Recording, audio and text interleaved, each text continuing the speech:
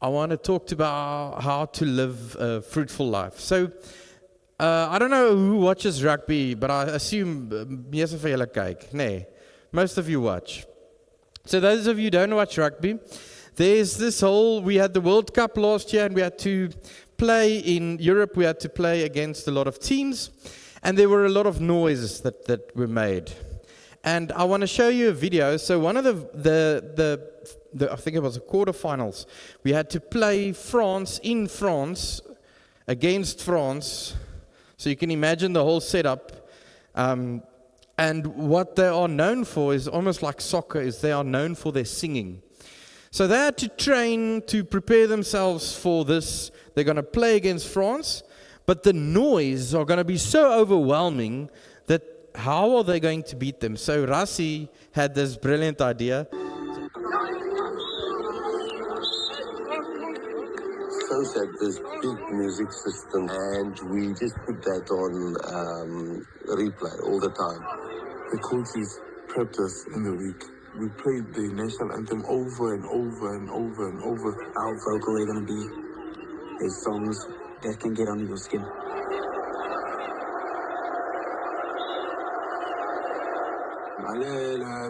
They were just playing all over, and we were training here, and the speakers right here. So what happens is he took the speaker and the speaker was singing all these noises. So it's all this noise in your head, and sometimes the noises can be so overwhelming that you can lose the game. Sometimes you can have so much noise going on around you that you lose focus of what you're actually supposed to do or what you want to do or what you can do. There's a story in the Bible of overwhelming noise, but someone who said this noise is not going to overwhelm me. Now, you all know this story, but I want to take a different angle on this story. It is David and Goliath. So in 1 Samuel 7, you can follow. I'm going to take a lot of text there, but I'll also explain the story. You know David and Goliath. So David, the little shepherd guy, and then Goliath.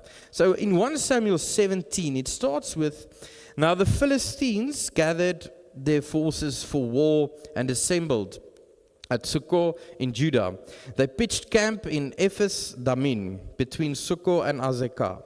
Saul and his Israelites, now remember Saul, the king of Israel, so they came together, assembled and camped in the valley of Elah. So it was like in a valley, down in the valley. Usually they would have wars there in valleys because you would have the height differences. So they're down there. The Philistines occupied one hill and the Israelites the other, with the valley in between them. A champion named Goliath, so this was a new type of war that came out, who was from Gath, or hy was van Gat, came out of the Philistines' camp.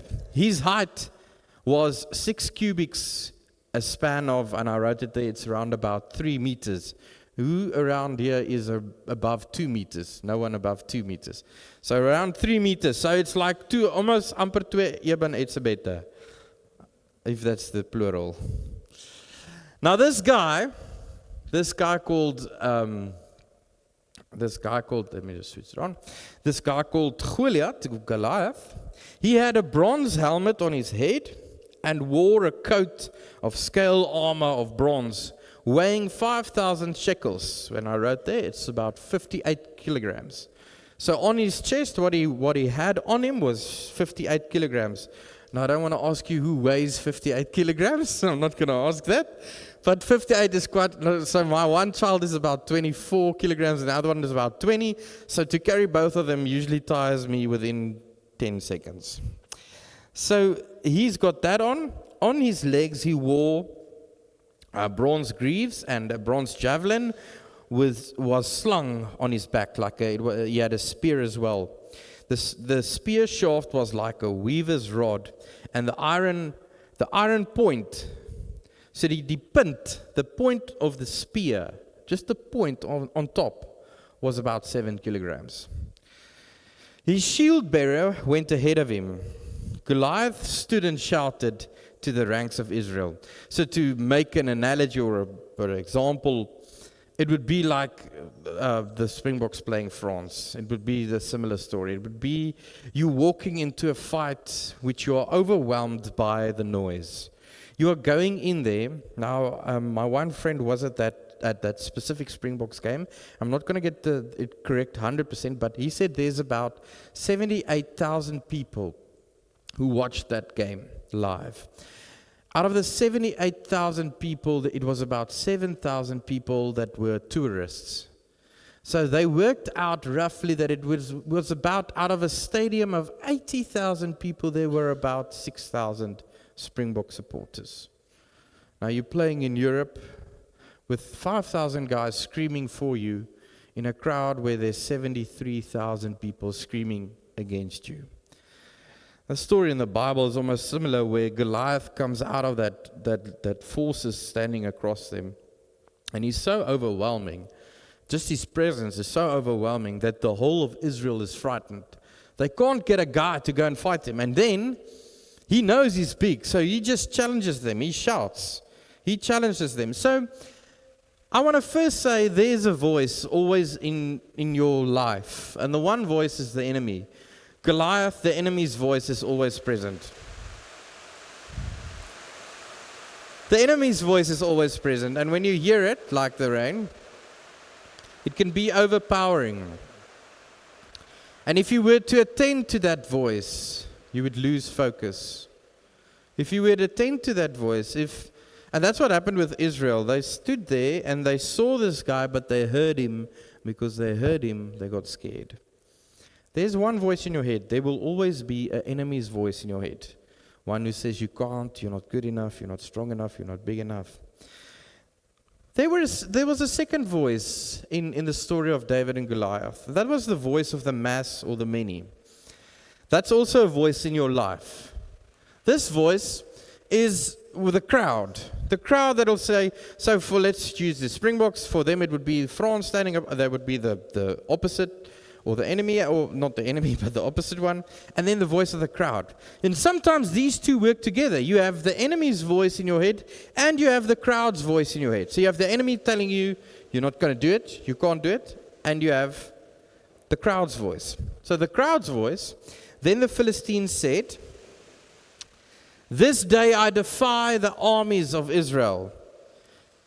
Give me a man, and let's say woman, and let us fight each other. On hearing the Philistines' word, Saul and all the Israelites were dismayed and terrified. And interesting, if you read the text, Saul even says, if you can go fight that guy, I will pay you like millions and millions of rands, I'll pay you. Just go fight that guy. So in your life, you have one voice, enemy's voice. Is it confidence? No. It's always downplaying you. You have a crowd's voice, which was here. The crowd voice. If you watched the game yesterday, they had this whole thing about saying, because when Ireland beat South Africa, they shouted, zombie, zombie, zombie. And yesterday when we beat Ireland, we shouted, Rassie, Rassie, Rassie. So there's the voice of the mass, the voice of the enemy. Now David was the son of an Ephraimite named Jesse, who was from Bethlehem in Judah. Jesse had 8 sons, and in Saul's time, he was very old. So Saulus was al oud of. Jesse's 3 eldest sons had followed Saul to war. The firstborn was Eliab, the second Abinadab, and the third Shammah. David was the youngest. The 3 oldest followed Saul, but David went back and forth from Saul to attend to his father's sheep in Bethlehem. So he saw everything. So he went there every day. So as the story unfolds, he came there. Now remember, if you go visit someone every day, you can see what's going on there, because you're going there, you're going back, you're going there, and then it's like people visiting you. You can tell, oh, they're getting old now, or this, and sort of this is what the text is trying to tell us, that David went there and he saw the regress. He saw how hoe hulle gemoed swakker raak. He goes there and he sees, oh, they're scared again. He doesn't come there with hope. Because every time he comes there, it's just dismay. It's just, so this happens. Now it says here in verse 14, it says, for 40 days the Philistine, now 40 days is used in the Bible many, many times. It's a word to say, they don't know how many days, but it was a lot of days. The Philistine came forward, hierdie Goliath came. Every morning and every evening he took a stand. Now remember, what makes it more interesting is their world was full of gods. So the Philistine, he says, I've got my God supporting you, who are you? And Saul is supposed to be a true believer of the true king and the true God. And he's standing back. He's standing back. As he was talking with him, Goliath, the Philistine champion from Gath or Gath, stepped out from his lines and he shouted his usual defiance. And David, going back and forth, now remember David's this short shepherd guy, going back and forth. He doesn't even have a real armor.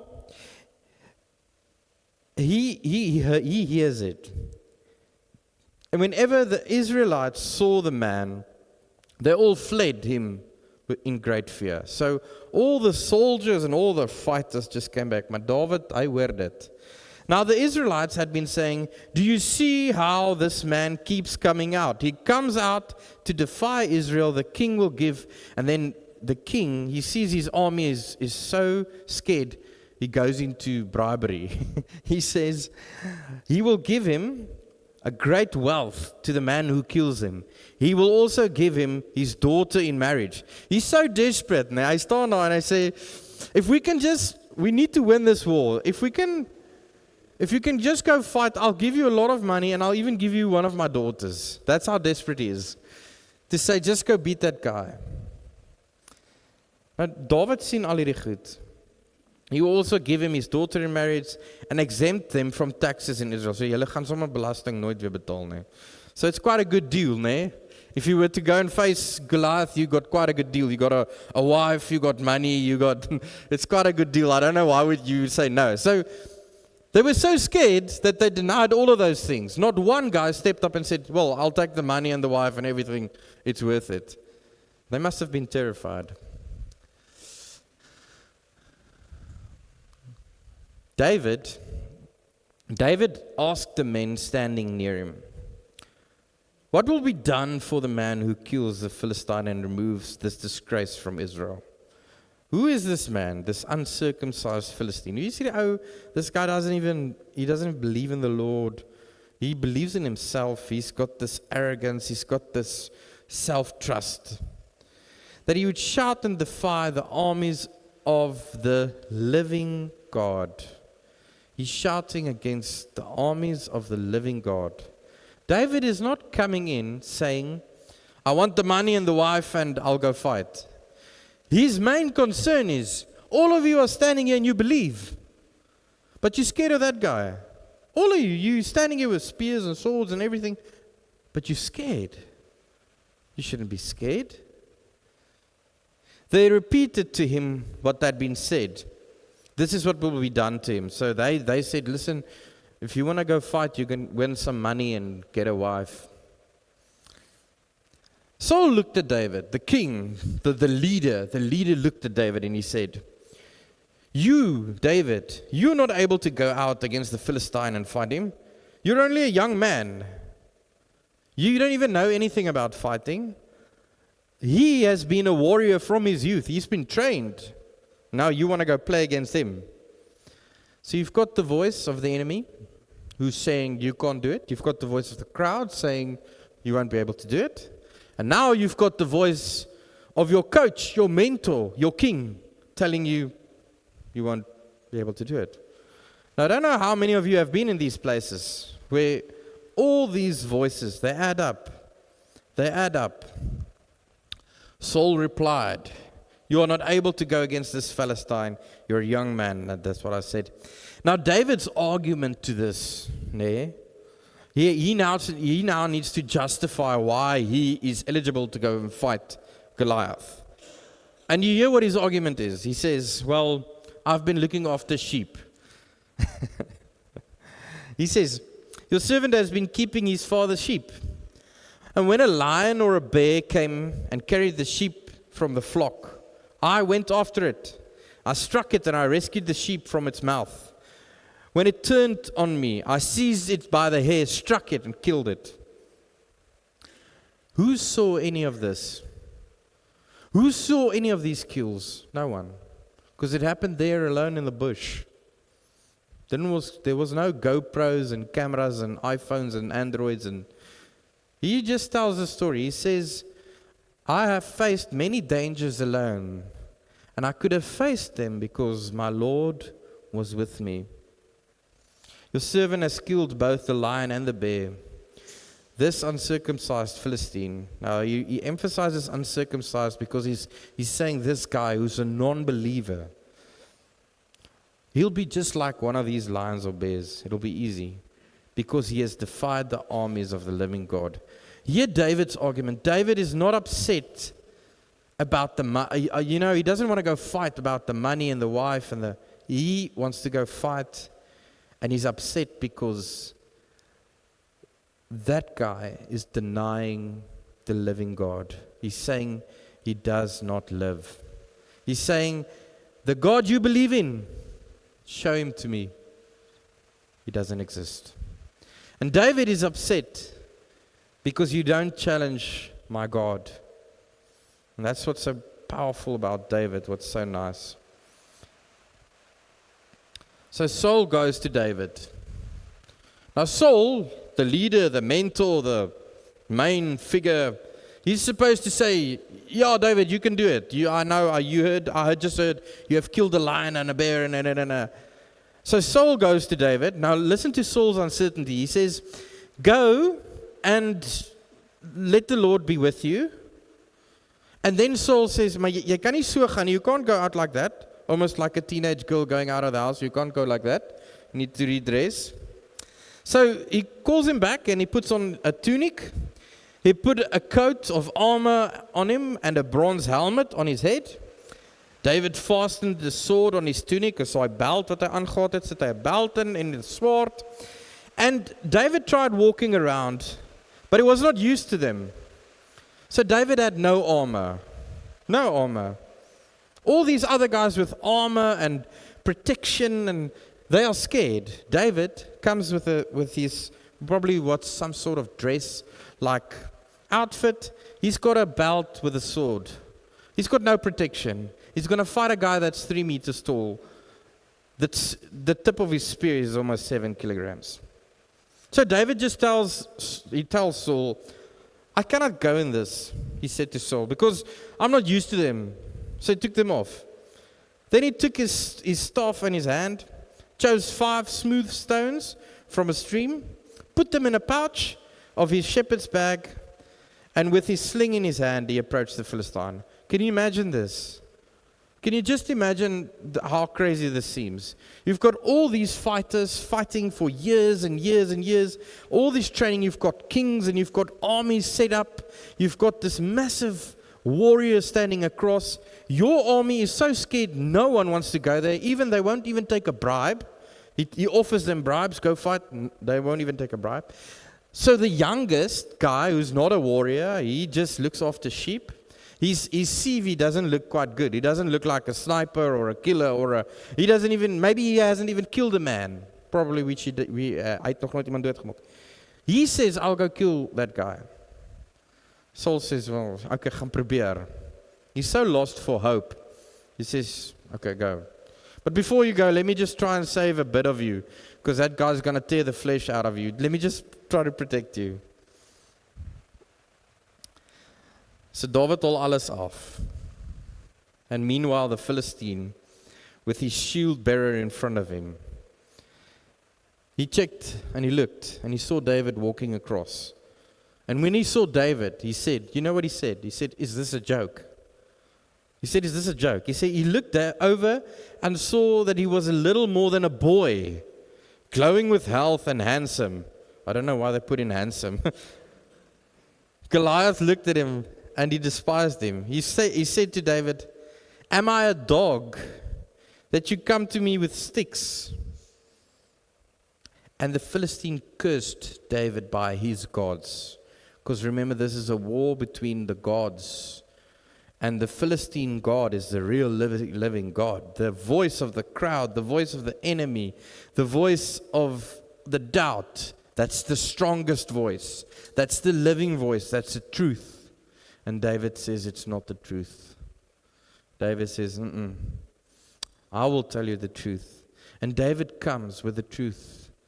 Not wearing armor, he wears a sling with the truth.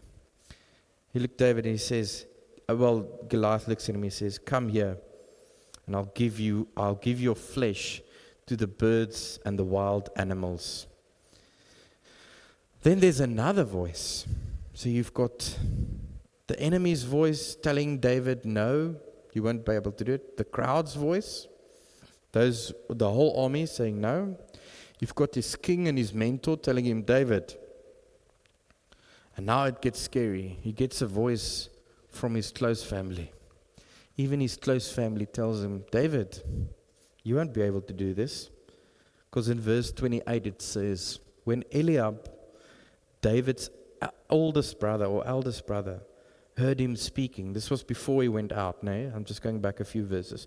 Before David goes out to face Goliath. His brother looked at him and he burned with anger at him and he asked, why do you come here? You don't belong here. What are you doing here? And with whom did you leave those few sheep in the wilderness? You're useless. What are you doing here? His own family.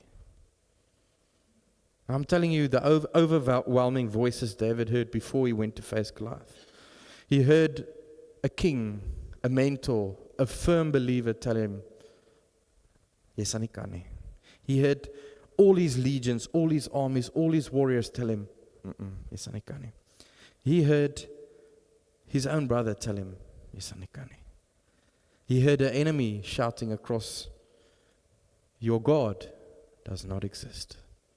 Your God does not exist. So just to summarize, there's 4 voices. 4 different voices. Now I'm telling you, if you have these 4 different voices in your life, and you all have them, we all have these voices.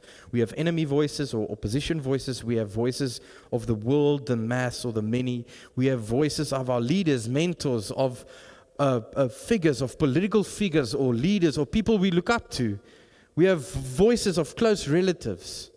And in between these 4 different voices, someone should just at least give you some encouragement. But you've all been in a place where not one of these are encouraging you. So what is it that made David go fight Goliath? When the whole world was against him, not just Goliath. The story says Goliath was against him, but the whole world was against him. It was just his faith. It was just his faith. So verse 45, David said to the Philistines, Goliath stood there, and David comes and he laughs. He says, "There's a joke. Are you a dog?" He says, "Come here, let me just quickly finish off." And David's response to Goliath was, "You come against me with a sword and a spear and a javelin, but I come against you in the name of the Lord Almighty, the living God, the God of the armies of Israel, whom you have defied." He says that without any armor, nothing. He's got nothing to back what he's saying now. He doesn't even have a piece of armor to say that I believe in the living God. This day, the Lord will deliver you into my hands. Do you hear the conviction? Hoor julle die oortuiging waarmee dit sê? Hy sê, in die Afrikaanse vertaling sê hy, die Here het reeds die geveg gewen. The Lord has already won this battle. How can you say that when you look around you and everything else is failing? When everyone else is telling you you are failing? David says, I believe in the living God. He's so convinced, David, he says, this day the Lord will deliver you into my hands, and I'll strike you down, and I'll cut off your head. This very day, I will give the carcasses of the Philistine army to the birds and the wild animals. Remember, Goliath told him, "Come here, let me give you so I can kill you and the birds can eat you." And David tells him, no, the birds are going to eat you. All those gathered here will know that it is not by sword or spear that the Lord saves. It's amazing. It's not by the visual things. It's not by the things you have with you. It's not by the things you can see and trust and know. It's not by the things you have in your bank account and the things around you that you say, the Lord is with me. There are so many things we can look to and say, the Lord is with me. There's nothing you can see that you can say, the Lord is with you. You know it in your heart. David is so convinced he has nothing visual to represent the Lord, but he knows in his heart, he knows he serves the living God. I serve the living God. I don't need a sword. I don't need a spear. I don't need a weapon. I don't need a gun. I don't need any form of war. And He'll defeat you. I have no doubt. Not in this whole in this whole story, David doesn't doubt once. Not once does he say, maybe, yeah. He just comes with a firm conviction that it's going to be over. And then this verse is the striking verse. It's that one where the Afrikaans says, Die Here het reeds die geveg gewen. All those gathered here will know that it is not by the sword and spear that the Lord saves, for the battle is the Lord's, and He will give all of you into our hands. How many battles do you want to fight? How many battles do you want to keep on fighting?